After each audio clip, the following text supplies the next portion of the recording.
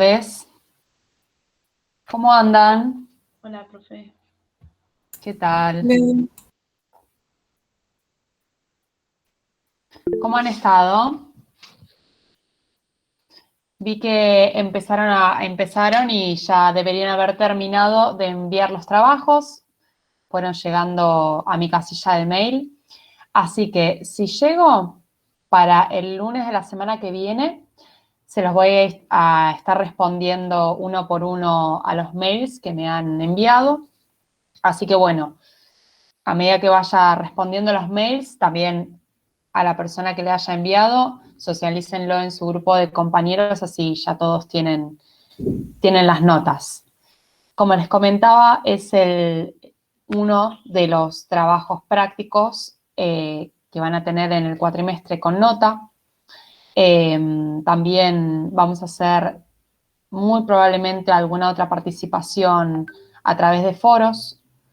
Ya les voy a estar avisando.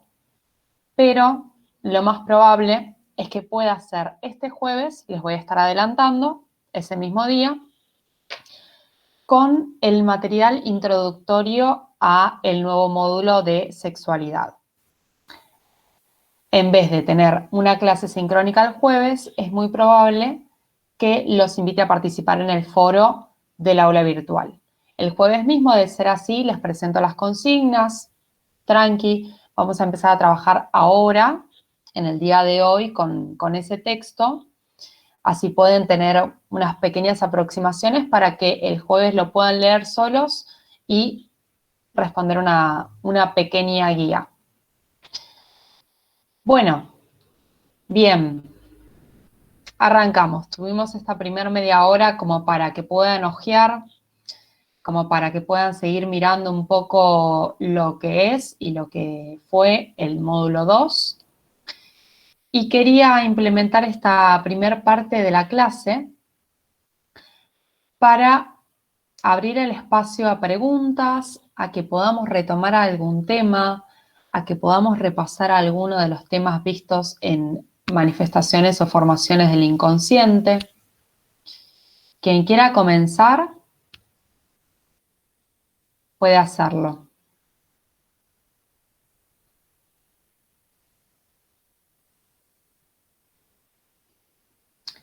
Les voy comentando que me acordaba de ustedes la otra vez. Estoy haciendo un tramo de formación pedagógica y el sábado tuve una clase de TICs, de tecnologías, digamos, de cómo dar clase y también cómo ser alumno en el formato de virtualidad. Y les quería trasladar por ahí una cuestión que, como yo también estoy estudiando ahora de manera virtual y me está costando organizarme con mi propio estudio, nos dio unos tips esta profesora de TICs, de tecnologías, como para, bueno, se los traslado por si a alguno le puede llegar a servir. Cómo organizarse con las clases sincrónicas, los momentos de estudio, los momentos de trabajo, quienes están trabajando o haciendo alguna otra actividad. En general, lo que nos recomendaba esta docente, es un curso de formación que recién estoy empezando ahora, hace 2 semanas, por eso estamos todos tratando de organizarnos. Ella nos dijo, traten de implementarse, si no han podido hacerlo hasta ahora, con una agenda. Ustedes saben que tienen de lunes a viernes en tales horarios estas clases, que pueden llegar a ser sincrónicas algunas, asincrónicas otras. Bueno, como fijo, implementen sí o sí esas 5 o 6 horas diarias de universidad que tienen de clase. Aún cuando las clases son sincrónicas, porque también nos pasa en este curso que estamos haciendo, que por ahí la cursada dice, bueno, sábado de 10 a 14 horas. Pero tener virtuales 4 horas seguidas es un crimen. Así que la profesora nos dijo, nunca vamos a llegar a hacer las 4 horas. Nos desconcentraríamos antes, nadie me estaría prestando atención, estaríamos todos aburridos, todos estarían en cualquier otra cosa salvo escuchándome. Bueno, entonces las clases sincrónicas, por esta particularidad de realmente agotarnos más o que sea más difícil sostener la atención, suelen durar menos. Fíjense, nosotros también tenemos siempre 2 horas y nunca llegamos a las 2 horas, porque yo me canso más, porque ustedes seguramente a la hora ya estén prestando atención a la mosca que pasa volando. Entonces hay que cortar antes la clase. 1 hora y media o si son 2 horas sí o sí con recreo. Pero bueno, digamos, no significa que si la clase dura 1 hora y cuarto, como sugerencia de esta profesora, ustedes corten ahí y ya está, y se vayan al parque a tomar mates. Traten de implementarse, nos decía ella, en esos 45 minutos restantes, por ejemplo, que quedan dentro de su cronograma.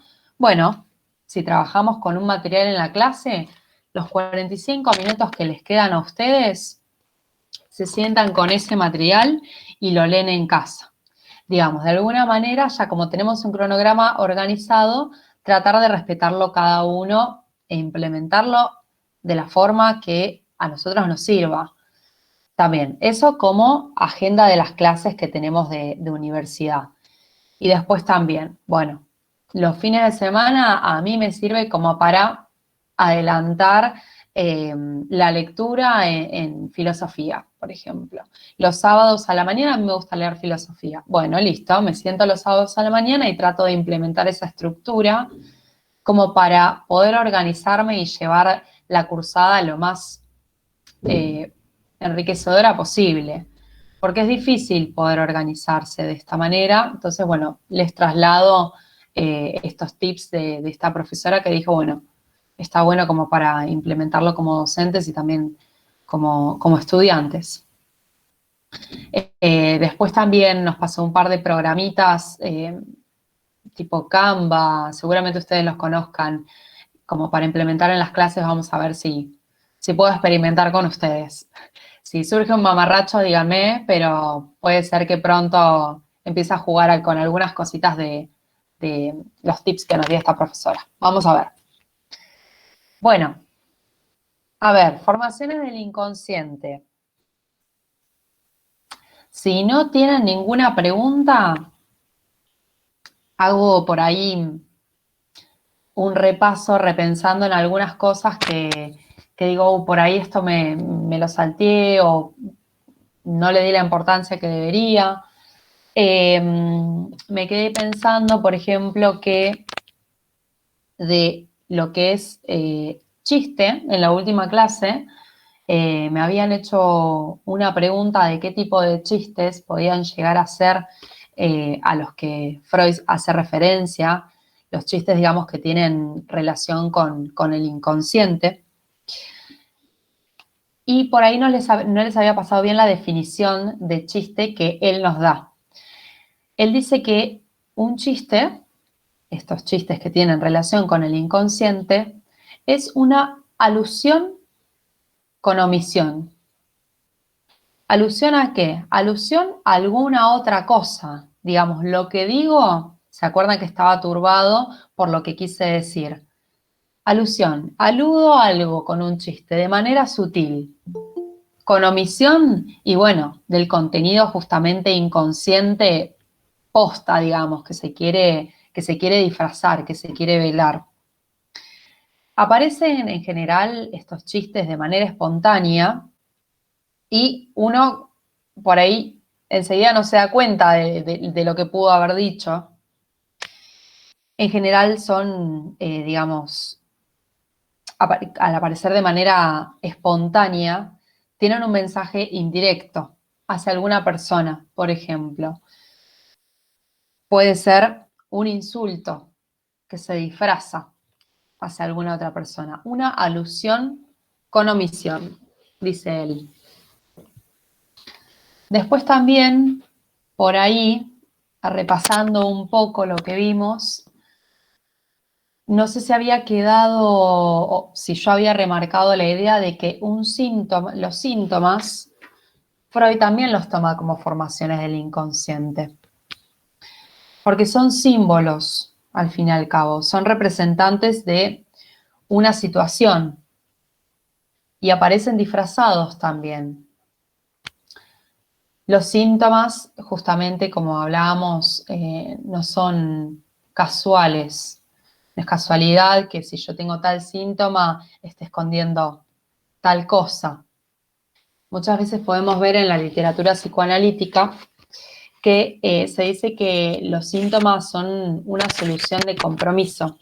Una solución de compromiso entre conflictos intrapsíquicos, entre conflictos inconscientes.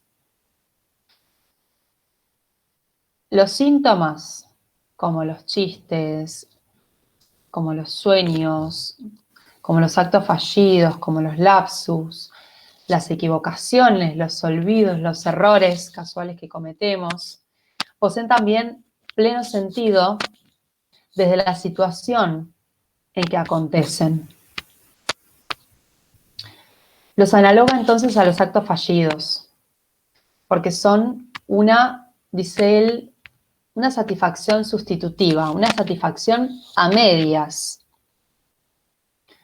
Surgen entonces de un conflicto psíquico,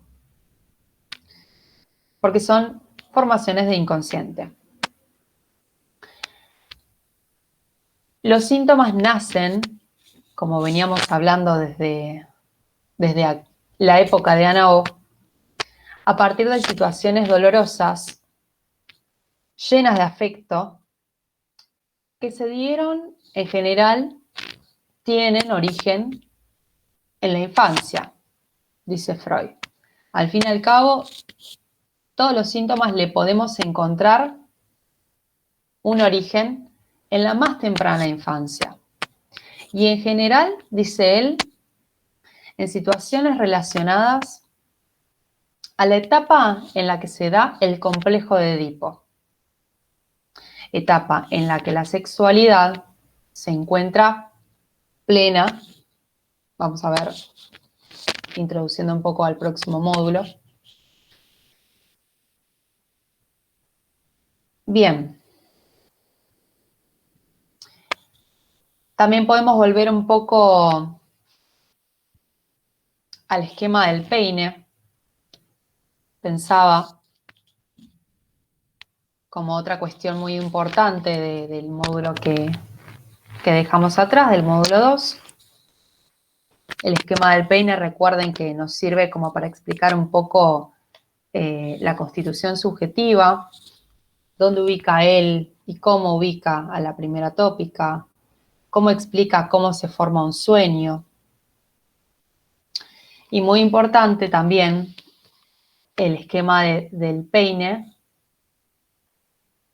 nos ayuda a pensar un poco cómo Freud pensó al psicoanálisis. Vieron que él en un principio lo había pensado como un sistema de acto-reflejo, de arco-reflejo, estímulo-respuesta, hasta que se dio cuenta que nosotros no funcionamos como una máquina o como una cámara fotográfica que entra desde el polo perceptivo y sale desde el polo motor, sino que acá en el medio pasaban muchas cosas. En el medio iban quedando las marcas, las huellas némicas. Las primeras huellas némicas que van quedando temporalmente son las primeras que hemos vivenciado. ¿Qué quedan fijadas? Huellas némicas, queda fijada la memoria, que era lo contrario, digamos, o por lo menos no se asocia con la conciencia. No sabemos la cantidad de huellas némicas que hay. La memoria se va también modificando con el paso de los años y se van asociando algunas huellas némicas con otras. ¿Qué son estas huellas némicas? Representaciones. Freud dice, representación cosa y representación palabra.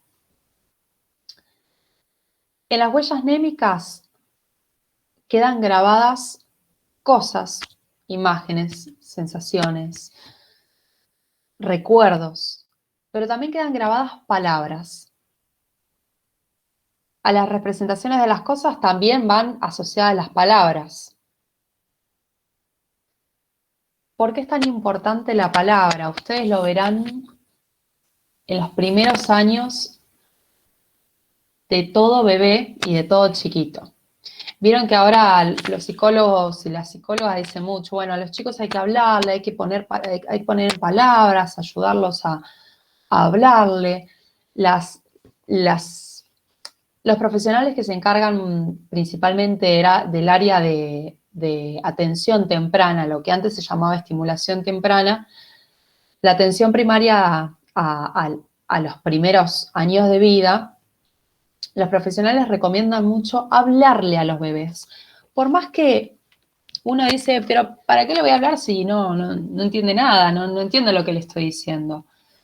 Se le recomienda a una madre que mientras sucede el acto de dar de amamantar, lo mire, lo agarre con ternura, le hable, le cuente lo que está sucediendo, le transmita con palabras. ¿Por qué? El bebé escucha y eso ayuda al armado de la psiquis, ayuda al armado de la constitución subjetiva, la estructuración psíquica. ¿Cuántas patologías hay justamente por la falta de palabras? Se puede nombrar las adicciones, se puede nombrar anorexia, se puede nombrar bulimias, y se asocian mucho con la falta de palabras este tipo de patologías. Las adicciones, por ejemplo, adicción significa adicción, adicto. El prefijo a hace referencia a sin. El prefijo a significa sin. Y dicto o dicción hace referencia justamente a la dicción, la palabra. Adicto, fíjese que significa sin palabra.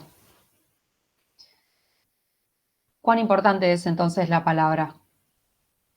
Para los primeros años de vida, para el crecimiento. Pero digamos, este consejo que dan los profesionales en la atención temprana tiene que ver con todo esto, con poder significar, con poder, digamos, sostener realmente desde la manipulación, desde el tacto, desde la mirada, desde la palabra. Todo eso, digamos, se le transmite al niño, se le transmite lo más genuino.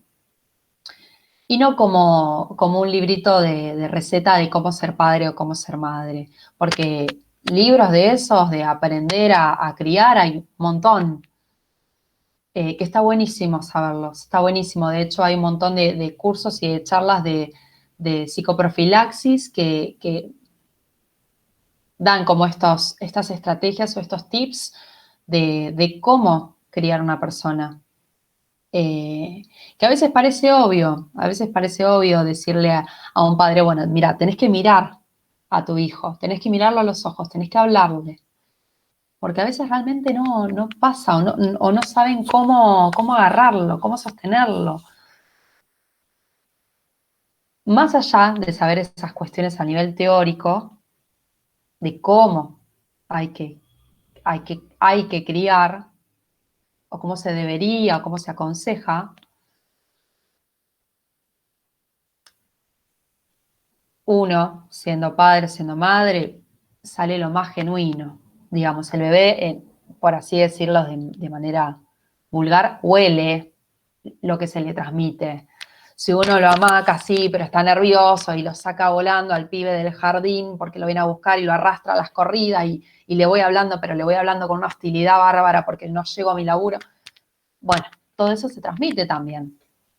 Ahí vamos poniendo palabras, sí, porque vamos al jardín. Bueno, pero ¿de qué manera también les hablamos a nuestros chicos? Más que nada en estos tiempos, en los que los tiempos nos apremian. Vamos todos tan apurados por la vida que todo eso, el chico, la chica, el bebé, lo va mamando. Estas cuestiones también las tuvo en cuenta Freud, digamos, la importancia de las palabras. Representación cosa y representación palabra es lo que se va guardando en las huellas némicas. Esto ya lo fue pensando Freud en los primeros tiempos.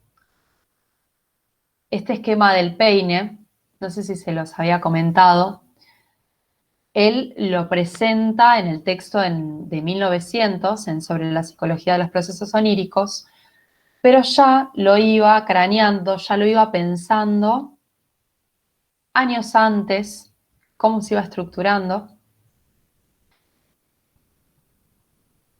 mediante cartas que él se mandaba con un amigo que se llama Fliess.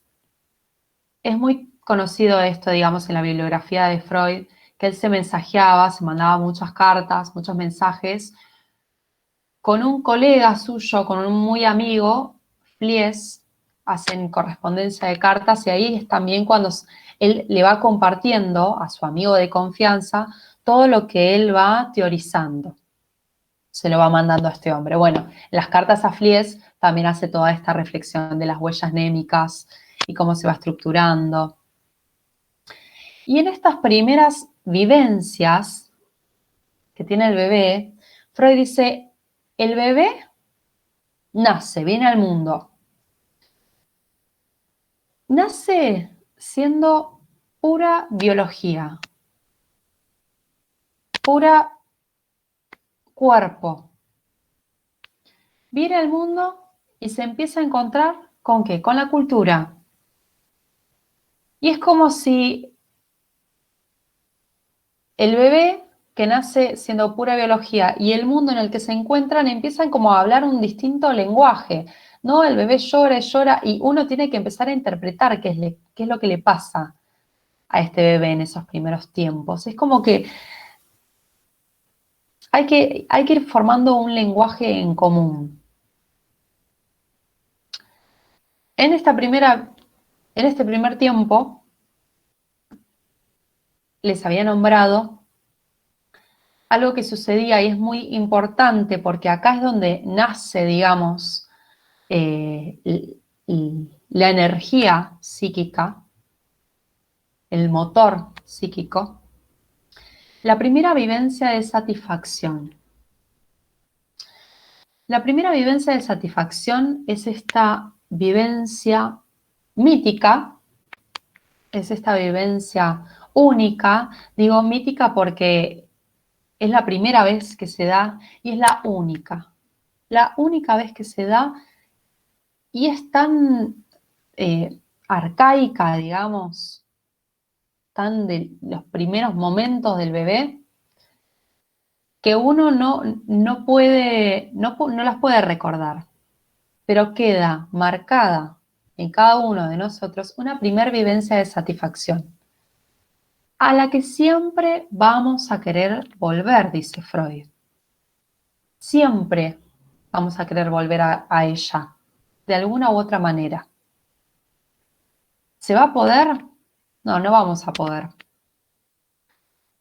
Porque la primer vivencia, por más única, es única, digamos, por más similar que vuelva a ser con una vivencia B, esta vivencia A siempre va a ser única, no vamos a poder retornar tal cual a ella. A esta primera evidencia de satisfacción, Freud la grafica con la primera vez que el bebé se encuentra con la teta de su madre. Es como, digamos, él lo grafica de esta manera como la primera evidencia de satisfacción, la mítica, la que nunca vamos a poder volver. A modo ejemplar lo hace. Por más, o pensémoslo también de esta manera, nosotros, no sé, recuerden la primera vez que hicieron algo, no sé, la primera vez que festejaron un cumpleaños y lo esperaron muchísimo y la pasaron bomba y dicen, ay, qué bueno volver a esto, qué bueno, ya quiero cumplir otro año de nuevo para volver a pasarla así y que estuvo magnífico y que, bueno, probablemente quizás en el próximo cumpleaños la pasamos bien, pero no fue igual a este. Pasaron cosas muy parecidas, pero nunca una vivencia va a ser exactamente igual a otra. Entonces, vamos a intentar volver de alguna u otra manera a esa primera experiencia, la vivencia de satisfacción, la primera vivencia de satisfacción. No vamos a poder, pero ¿qué instala esta primera vivencia? Instala el deseo. Acá comienza el deseo. Y el deseo, como veníamos hablando, es algo que nos va a acompañar toda la vida. Es el motor de la vida psíquica. Es el que nos empuja a seguir de una u otra manera. ¿Cuándo se termina el deseo? En la muerte. Una persona depresiva tiene deseo. ¿Algún deseo tendrá? Por algo, porque digamos, por algo sigue la vida, porque sigue circulando algo de ese motor, sigue circulando algo de ese deseo. Bien, el deseo entonces también tiene que ver con la sexualidad, con este término tan fundamental para la teoría psicoanalítica.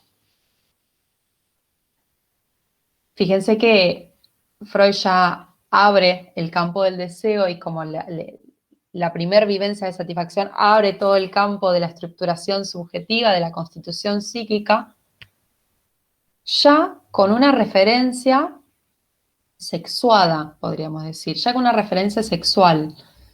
El bebé mamando del pezón de su madre. ¿Esto es una vivencia sexual? Sí, dice Freud, porque el bebé encuentra en esta vivencia de ser amamantado placer, encuentra placer en sentir que su cuerpito se llena, en que tenía hambre y de repente siente eso que lo llena, que lo calma.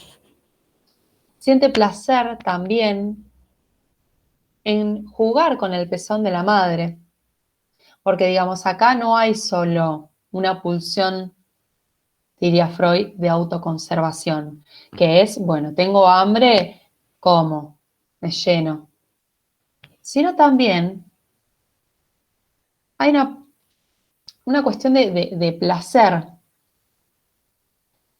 una pulsión sexual de jugar con el pezón de la madre. Vieron que muchas veces el bebé mama y en algún momento deja de tomar la teta. Y la madre dice, sí, ya dejó de tomar la teta, pero sigue jugando, sigue chupeteando. Bueno, ahí está, digamos, el placer del bebé, no solo por sentirse alimentado, sino también por juguetear con su boca. ¿Vieron los bebés en los primeros años, exageré, en los primeros meses, y Freud lo marca más o menos hasta el año y medio, los 18 meses del bebé, ¿cómo conoce el mundo? A través de la boca. Vieron que se lleva todo lo que ven a la boca. Ven cosas en el piso, se lo lleva toda la boca y exploran el mundo a través de la zona oral. No quiero hablar mucho más de esto porque ya me estoy introduciendo al módulo 3. Vuelvo un cachito para atrás. ¿Preguntas?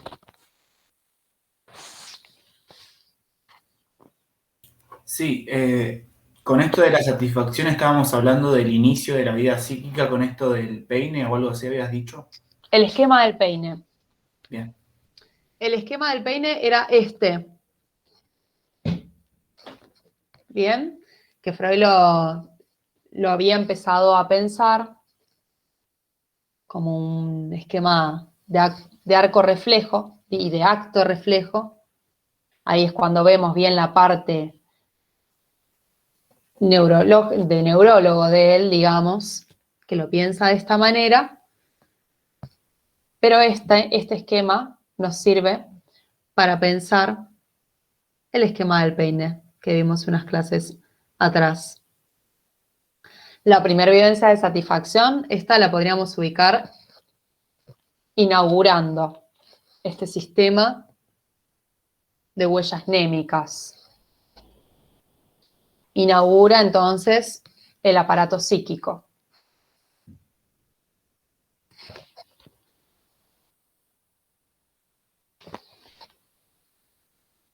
Bien. Ahora que estuvieron con la conferencia de sueños, si tienen alguna duda también respecto a eso.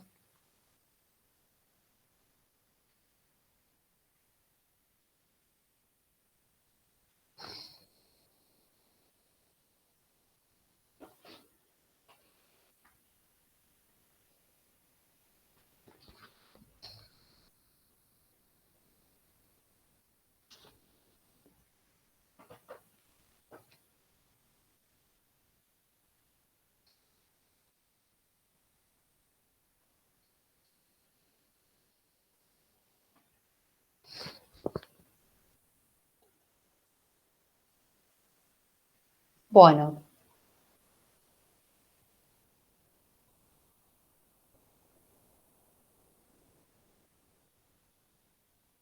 damos entonces por cerrado el tema. Si en algún momento tienen alguna duda me pueden escribir. Pero vamos arrancando de a poquito con el tercer módulo, que probablemente sea el más larguito. Tiene varios temas.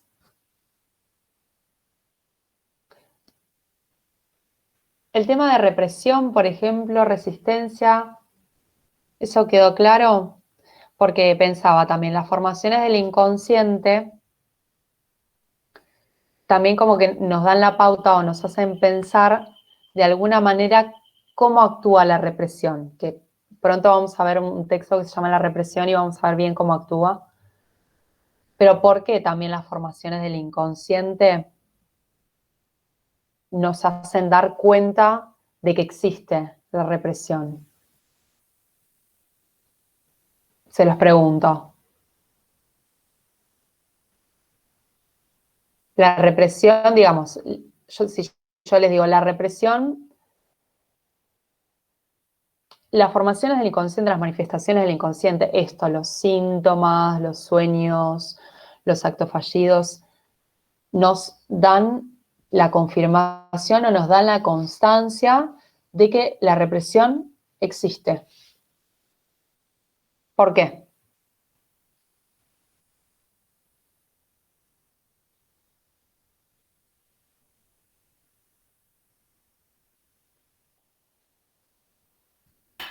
Puede ser porque, no sé, si intentás explicarlo no te sale o quizás esa cosa, ese hecho puntual que quizás no estás recordando te genera como angustia no saber el origen o cuestiones por ese estilo.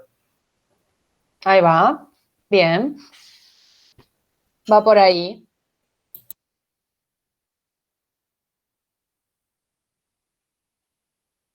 ¿Qué, qué contenidos nos manifiestan los sueños? ¿Qué contenidos nos intentan manifestar los sueños, los síntomas, los chistes? Los inconscientes. Los inconscientes. Y si están inconscientes, están reprimidos. La represión, digamos, por alguna cuestión, están inconscientes, porque han caído o han sido sometidos bajo efecto de la represión. Bien. La represión es esta fuerza de desalojo que decía, bueno, vos te quedás en este lado, en el lado del inconsciente. La fuerza de desalojo que hace que no entre a la conciencia estos contenidos. Quedan bajo efecto de la represión. Y la fuerza que actuaba, que pujaba para que esos contenidos también queden reprimidos, era la resistencia. Bien. Eso también como para repasar un poco qué les queda a ustedes. Arrancamos entonces. Les dije que íbamos a usar los textos del módulo 1 de las 5 conferencias para introducirnos a el módulo 3 que hace referencia a sexualidad. Complejo de Edipo, principios de... Vamos a empezar a ver un poco de lo que es pulsión, las fases libidinales.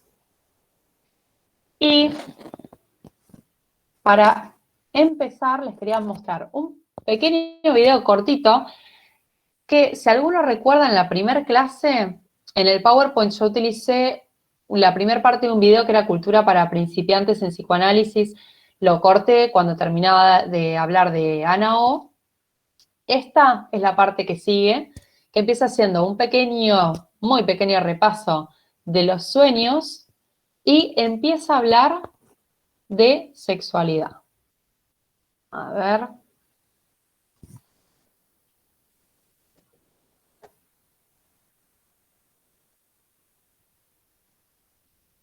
Ahí estamos. Espero que se escuche.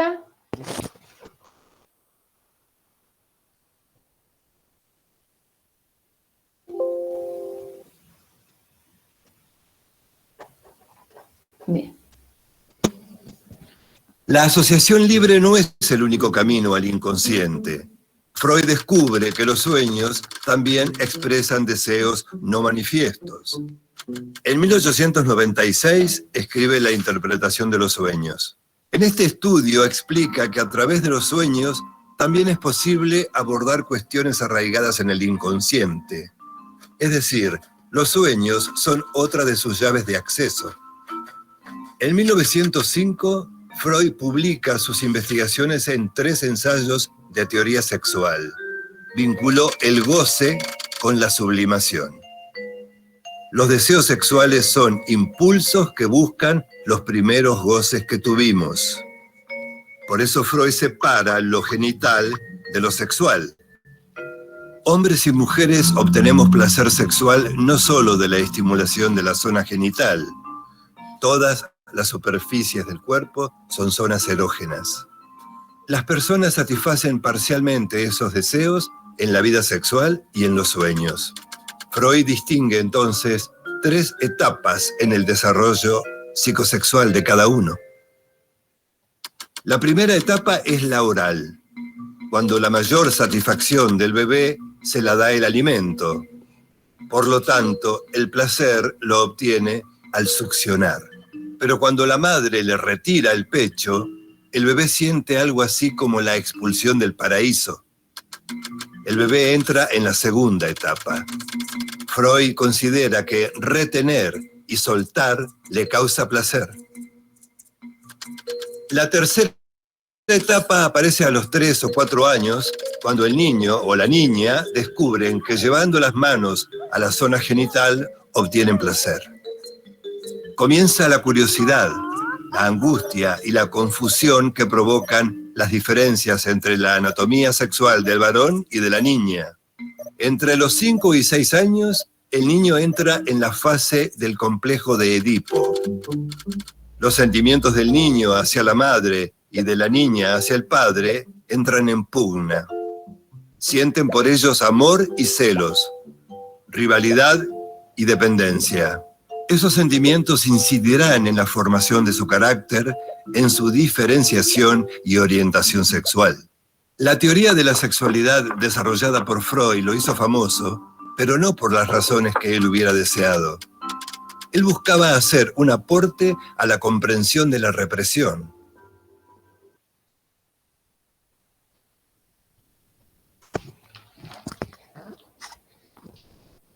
Bien. ¿Qué pudieron ver?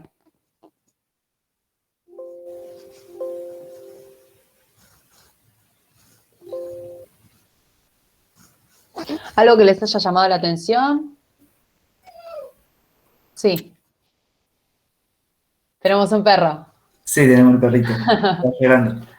No, esto del placer del bebé con el tema de, que creo que habíamos hablado un poco sobre eso clases antes, de cómo el pecho como que después más adelante forma algo adentro del cerebro, supongo, que tiene que ver con esto del placer y cómo Freud vincula todo lo del tema de la sexualidad. Pero no llegué a ver porque fue como bastante rápido la segunda etapa. Bien. La segunda etapa es la anal. ¿Y qué decía de esa? La etapa anal, ahora lo vamos a ver bien, pero lo que decía en el video, en pocas palabras, es que el bebé encuentra placer en el retener y el expulsar las heces, en la retención de esfínter. La etapa anal se da entre los 18 meses y los 3 años, entre año y medio y los 3 años, que es en la etapa en que generalmente se intenta sacarle los pañales a los bebés, porque es en el momento en que ya como físicamente, neurológicamente está preparado para hacerlo, y también se le incentiva, digamos, culturalmente a que pueda hacerlo. Ya en el jardín le están diciendo, bueno, no entres al jardín con pañales, mamá, dale, hay que sacarle los pañales, hay que dejar la mamadera. Bueno, entre los 18 y los 3 meses, ahí el bebé está preparado como para empezar a hacer un control de esfínter, pero Freud, y en el video se focalizaba en esto. El bebé encuentra placer en esto, en el retener y en el expulsar. Vieron que hablaba de zonas erógenas. ¿Escucharon hablar de esto?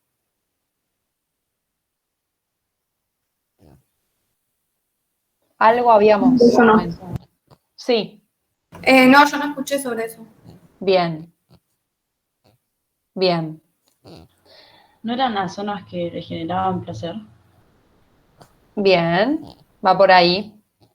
Son las zonas que generan placer a nivel sexual y, digamos, zona erógena o sí, todo lo que tiene que ver con lo erógeno en realidad lo podemos encontrar en cualquier parte del cuerpo. Muchos ya por sí mismos lo focalizan en la piel misma, digamos. ¿Quién no siente placer ante unos masajes? Bueno, digamos, zonas erógenas hay muchas, pero lo importante de las fases libidinales, las etapas libidinales, así las llama Freud, es que en cada una de ellas hay una zona erógena por excelencia, una zona erógena en particular en la que la persona encuentra placer. ¿Cómo se satisface? ¿Qué es lo que se busca? Bueno, en cada etapa es diferente. ¿Alguien llegó a registrar la última etapa? La fálica. ¿La etapa fálica? Etapa fálica, tal cual. El concepto de falo es un poco complejo, lo vamos a seguir encontrando en toda la carrera. En este momento, digamos, en este momento de etapa evolutiva, de fase libidinal, digamos, podemos ubicar la etapa fálica entre los 3 a los 5 años, más o menos, 5 o 6 años, que se corresponde a el momento de complejo de Edipo. Se ubica también en esta franja etaria, digamos. El falo hace referencia a el pene del nene, el pene del chico. Lo que significa falo en teoría psicoanalítica como concepto quiere decir lo de mayor valor, lo de más valor. Cuando leamos algo de fálico, esto tiene valor fálico, un sentido fálico, una posición fálica. Fálico hace referencia a esto, a lo de mayor valor. Acordémonos de situar esta teoría antes de 100 años más atrás, digamos. Él sitúa como lo de mayor valor a el pene del hombre. Es en el momento en el que los niños y las niñas se empiezan a dar cuenta de la diferencia anatómica entre los sexos. Y en pocas palabras, digamos, la nena ve literalmente o siente, percibe que algo le falta. No tiene eso que tiene el varón. Etapa fálica, digamos. La zona erógena y lo importante gira en torno a el falo, que es lo que se tiene o lo que no se tiene. Lo que se tiene en el caso de el varón como sexo biológico, lo que no se tiene como la nena, digamos. En el video se nombran solamente esas 3 etapas, yo creo que porque se recortó a la más temprana infancia. Pero dentro de... Sí. Una consulta. ¿Esas etapas tenían algún nombre? ¿Un nombre? Sí, tipo, no sé, las etapas de la sexualidad o cómo se llaman. Bien, vamos a anotarlo. Esperen que busco el borrador.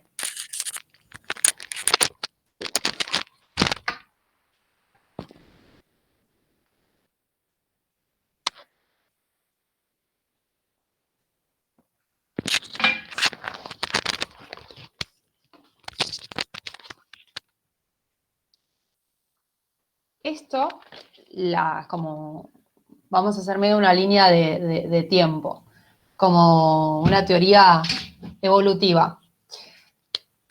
Fases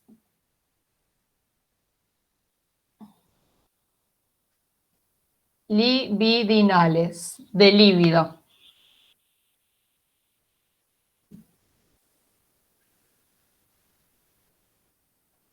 Entonces, ahí vamos.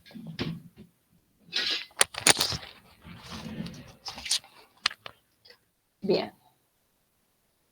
En un primer momento, ubicamos entonces la etapa o fase oral de 0 a 18 meses, más o menos. El bebé encuentra placer en el chupeteo, en llevarse las cosas toda la boca, en el mamar, el comer. Zona erógena por excelencia, la boca.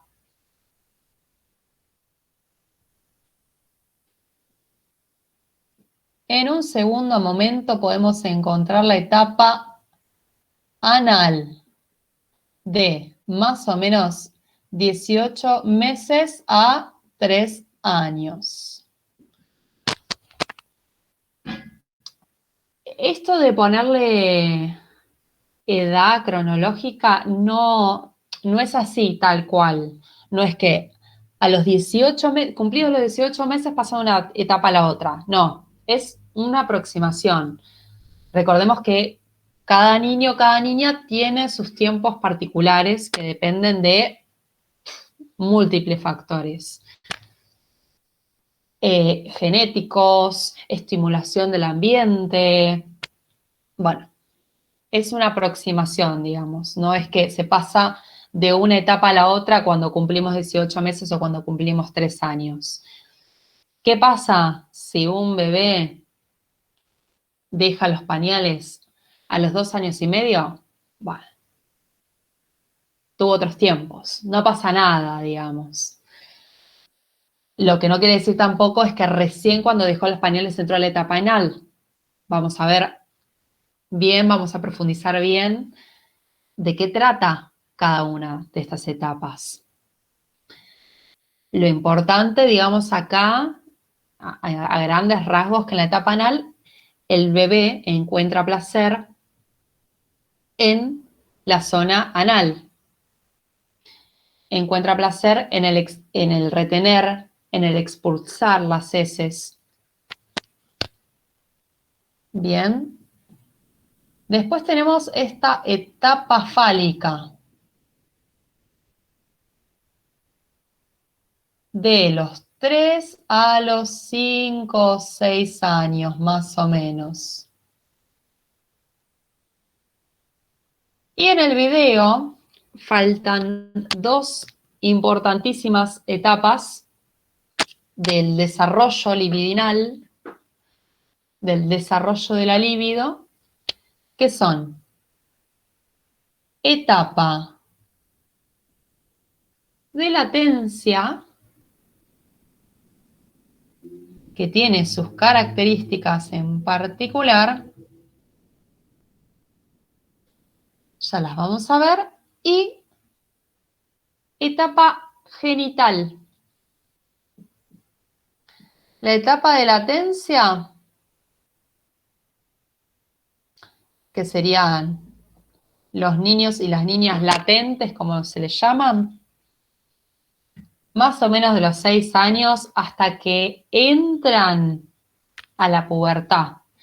La pubertad marca el fin de la latencia y el comienzo a la etapa genital, que la etapa genital es la que acompaña al recién puber, adolescente, comenzando la adolescencia, al resto de la vida, en la que la zona erógena por excelencia son los genitales.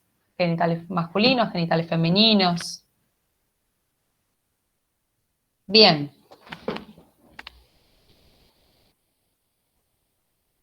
Como pequeña introducción y tomando la conferencia 4 de las 5 conferencias, la que les mandé por WhatsApp hoy, que es del módulo 1, vieron que la conferencia 3 del módulo 1 nos sirvió para formaciones y manifestaciones del inconsciente, sueños, chistes, lapsus.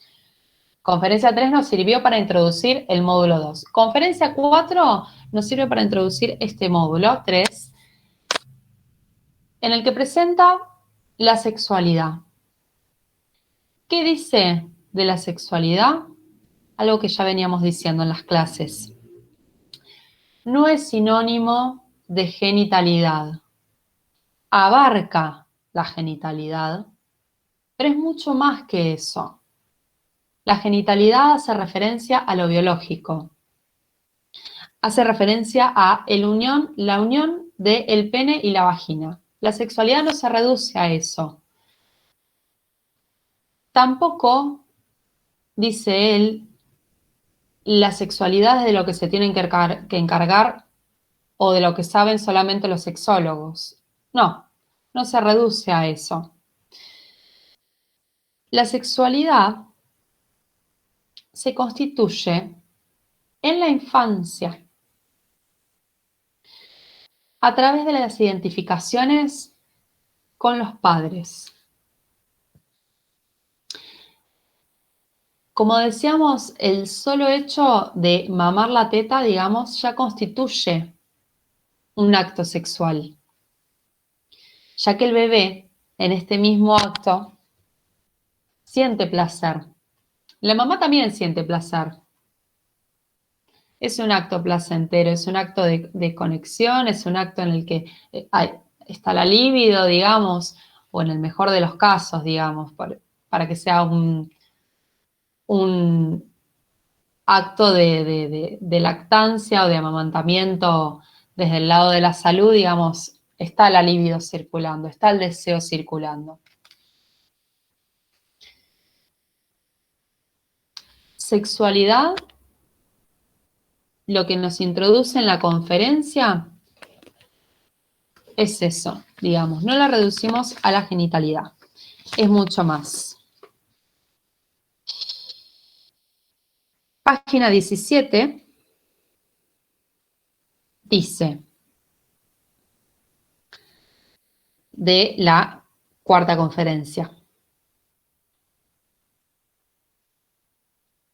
El trabajo de análisis requerido para el radical esclarecimiento y la curación definitiva de un caso clínico nunca se detiene en las vivencias de la época en que se contrajo la enfermedad, está hablando de síntomas, sino que se remonta siempre hasta la pubertad y la primera infancia del enfermo, para tropezar, solo allí, con las impresiones y sucesos que comandaron la posterior contracción de la enfermedad.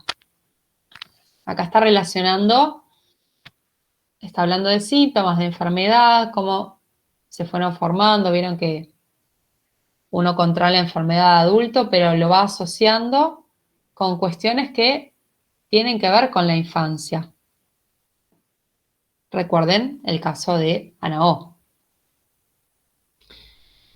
La primera infancia del enfermo, para tropezar solo allí con las impresiones y sucesos que comandaron a la posterior contracción de la enfermedad. Únicamente las vivencias de la infancia explican la susceptibilidad para posteriores traumas. Llegamos aquí al mismo resultado que en la exploración de los sueños, a saber que las reprimidas, imperecederas mociones de deseo de la infancia son las que han prestado su poder a la formación del síntoma. Sin lo cual la reacción frente a traumas posteriores habría discurrido por caminos normales. Pues bien, estamos autorizados a calificar de sexuales a todas esas poderosas mociones de deseo en la infancia. Un poquito después nos dice, ahora con mayor razón estoy seguro de que se habrán asombrado ustedes. ¿Acaso existe una sexualidad infantil? Preguntarán. ¿No es la niñez más bien el período de la vida caracterizado por la ausencia de la pulsión sexual? No, señores míos, ciertamente no ocurre que la pulsión sexual descienda sobre los niños en la pubertad, como, según el Evangelio, el demonio lo hace sobre las marranas. El niño tiene sus pulsiones y quehaceres sexuales desde el comienzo mismo. Los trae consigo al mundo. Y desde ahí, a través de un significativo desarrollo rico en etapas, las fases libidinales, surge la llamada sexualidad normal del adulto. Bien. Hasta acá teníamos para la clase de hoy. Introducir.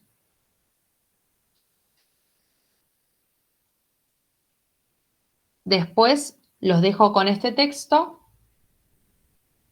para comenzar a trabajar de a poquito esta unidad que nos va a llevar unas cuantas clases. Pero hasta acá, ¿alguna pregunta? Vamos a profundizar con todo esto después, pero hasta acá. Con respecto a los traumas, no es que después en otra etapa libidinal o más avanzada en edad podés generar algún trauma por algún hecho que te pase. O sea, me chocan, por ejemplo, se me genera un trauma. Sí, sí. Se te genera un trauma, digamos, uno contrae la enfermedad o el trauma o el síntoma, lo puede contraer a cualquier edad. Lo puedes contraer a los 60 años, por ejemplo. Si hablamos de síntoma o de enfermedad, él nos va a decir siempre que se remiten o que por alguna cuestión siempre se va a asociar a la infancia, a los primeros años de la vida. Ahora, eso digamos si hablamos de síntomas o de contracción de enfermedad.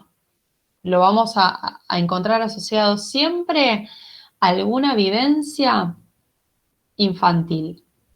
Algo de eso que nos pasa ahora despierta en nosotros y entra en asociación, en conexión con algo de la infancia. Ahora, si hablamos de trauma, puntualmente, puede que no tenga que ver con algo de la infancia. ¿Por qué? Vamos a remitirnos un poco a los primeros textos, que trauma significaba la irrupción de una vivencia fuerte, dolorosa, que choca, irrumpe, digamos, en la cotidianidad de la persona. Eran estas vivencias desagradables, eran estas vivencias chocantes. Puede que entren en asociación con algo de esto, con algo de la infancia. Pero un trauma, por ejemplo, un choque como el ejemplo que diste vos, por ahí no. Él más adelante va a volver a hablar de traumas y va a volver a hablar de traumas puntualmente inspirado en la Primera Guerra Mundial. Ahí es cuando él vuelve a escribir acerca de los traumas. Los traumas nada más digamos, nada más ni nada menos que los traumados de guerra. Todas las cuestiones que pasan en la guerra, todas esas vivencias tan chocantes, digamos, que nuestra psiquis no puede asimilar, no puede procesar tanta información que irrumpe, eso, digamos, no puede no tener que ver con la infancia. Sí, sí. Si hablamos de trauma, sí.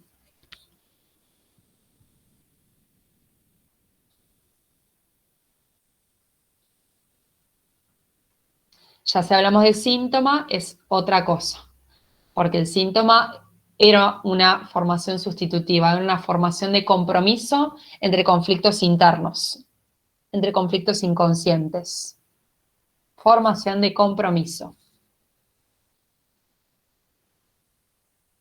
Pero el trauma es otra cosa.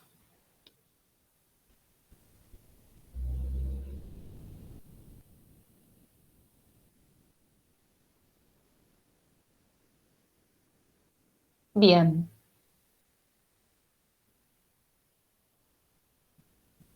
¿Algo más? Bueno, es todo entonces por hoy. Ya no tienen, no, sí, acá ya terminan la cursada de los lunes.